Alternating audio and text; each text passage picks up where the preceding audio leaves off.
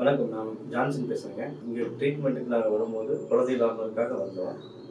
எங்களுக்கு 2011 கல்யாணம் ஆச்சு. இப்போ 2 வருஷமாக குழந்தை இல்லை.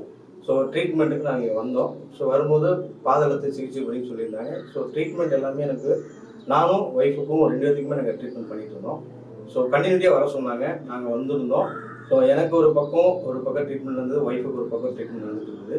இப்போ கரெக்டாக ஒரு 2-3 மந்த்து தான். ஸோ ஜூன் ஜூலையில் நாங்கள் ஸ்டார்ட் பண்ணோம். ஸோ எங்களுக்கு டிசம்பரில் கன்ஃபர்மேஷன் கொடுத்தாங்க. கன்ஃபர்மேஷன் ஆச்சு. ஸோ எங்களுக்கு ஆகஸ்ட் 2014 பேபி கன்ஃபர்மேஷன் குழந்தை பிறகு வரும்போது நமக்கு குழந்தை இல்லை, டைமிங் ஆகிட்டு ஆல்மோஸ்ட் 2 இயர்ஸ் ஆயிடுச்சு. அப்போ எல்லாருமே வீட்டில் கல்யாணம்னு என்ன கேட்பாங்க, என்னங்க கல்யாணம் ஆகிடும் குழந்தை இல்லையா, விசேஷம் இல்லையான்னு கேட்பாங்க. இப்போ அதே மாதிரி கேட்டிருக்கும் போது எங்களுக்கு ஒரு மாதிரி ஸ்ட்ரெஸ்ஸாகவே இருந்தது. அப்படி ஃபீல் ஆகிட்டே இருந்தது. அப்புறம் சார்லஸ் சொன்னாப்புல, சரி வாங்கம்மா வந்து பாருங்க அப்படின்னு சொல்லிக்கிறேன். நாங்களும் வந்தோம். சரி எல்லா பக்கம் பார்க்குறோமே அப்படின்ட்டு ஒரு டைம் பார்க்கலான்னு சொல்லிட்டு ட்ரை பண்ணோம். ஒய்ஃபுக்கு தனியாக பார்த்தாங்க. ஸோ எனக்கு எனக்கு 2-3 விஷயங்கள் தான் சொன்னாங்க. நீங்கள் வந்து ரெகுலராக வாரம் வாங்க ட்ரீட்மெண்ட் பண்ணுங்க. நாங்கள் வாரம் வந்தோம். ஸோ நான் எப்படின்னா என் ஃப்ரெண்டுகளுக்கு இதை தான் நான் மெயினாக சஜஸ்ட் பண்ணுறது.